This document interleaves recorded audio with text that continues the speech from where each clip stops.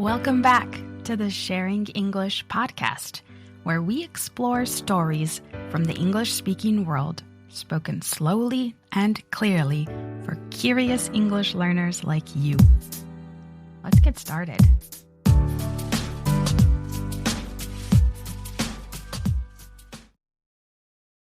Hi everyone, it's Freya.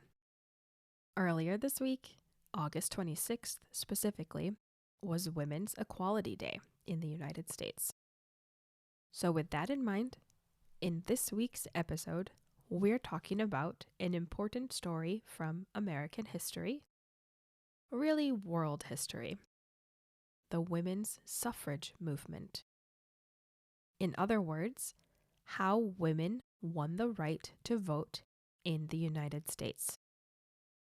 We'll look at how the movement began, some key figures, how it was connected to other social movements of the time, and how it compares to women's suffrage in other English-speaking countries. The fight for women's rights did not start suddenly. Even during the American Revolution, women were asking to be included. In 1776, Abigail Adams wrote a letter to her husband, John Adams, a leading figure of America's fight for independence, urging him to, quote, remember the ladies when creating the new government. He didn't.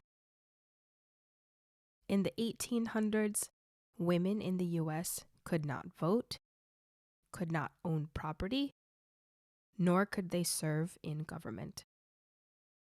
They were, of course, not the only group of people denied rights in the early history of the United States of America.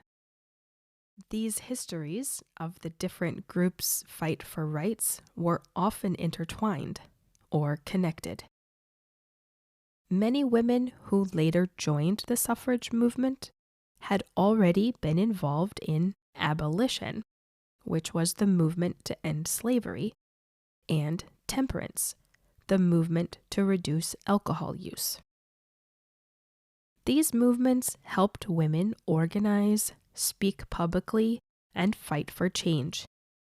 And it gave them the experience they needed to fight for their own rights as well.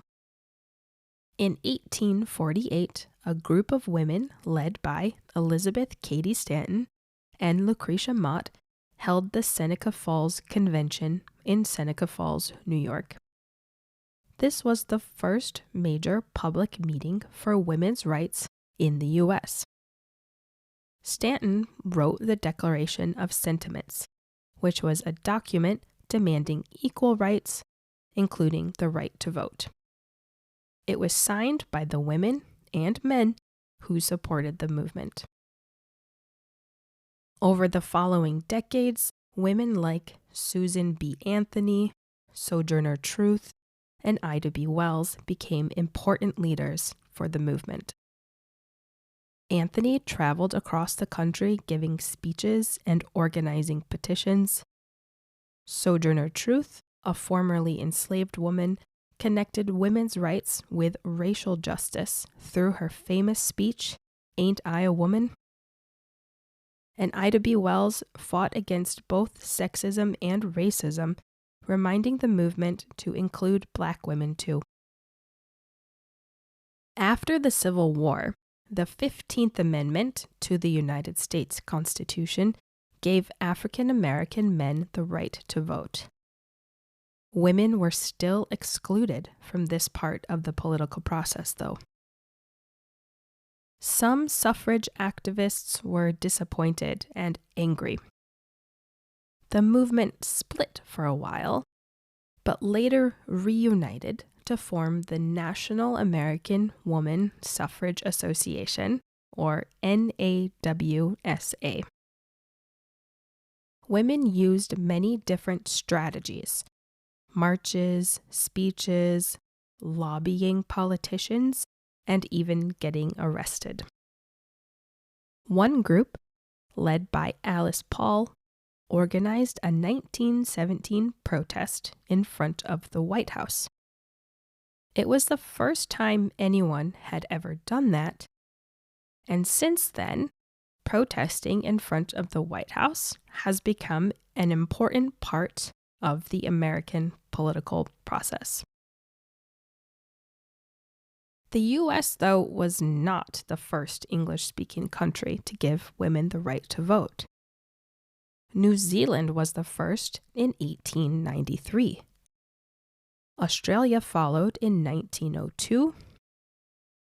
And the United Kingdom passed limited voting rights for women in 1918, which meant that women over the age of 30 with a property qualification were allowed to vote. And then it passed full voting rights for women in 1928. These successes gave American suffragists hope, and they often cooperated with international organizations. Finally, after decades of activism, women won. On August 26, 1920, the 19th Amendment to the U.S. Constitution became law, giving women the right to vote nationwide. It didn't fix every problem. Many Native American women and women of color still faced barriers to voting for many years to come. But it was a major step toward gender equality in the United States. And that's why today, August 26th, is remembered as Women's Equality Day. The suffrage movement helped change not only the legal system, but also the way people saw women in society. It showed that long-term, peaceful activism can create real change. It also reminds us that equal rights are often won slowly through cooperation, courage, and persistence. And finally, knowing this history reminds us of how far we have come as a society, how challenging the process was and still is, and how much we could lose once again. But I'm curious, have women in your country always had the right to vote? And if not, when did they win it? Is there a woman from your history who helped change things or is still fighting for equality today? Let me know. Thank you for listening to the Sharing English podcast. If you enjoyed this episode, I'd love it if you'd subscribe, leave a rating or review, and share the podcast with a friend who's also learning English. You can find out more about me and the podcast at our website, www.sharing-english.com. New episodes of the Sharing English podcast are available weekly wherever you listen to podcasts. As always, let me know, what topics are you interested in hearing more about? Until next time, keep listening, keep learning, and keep sharing English.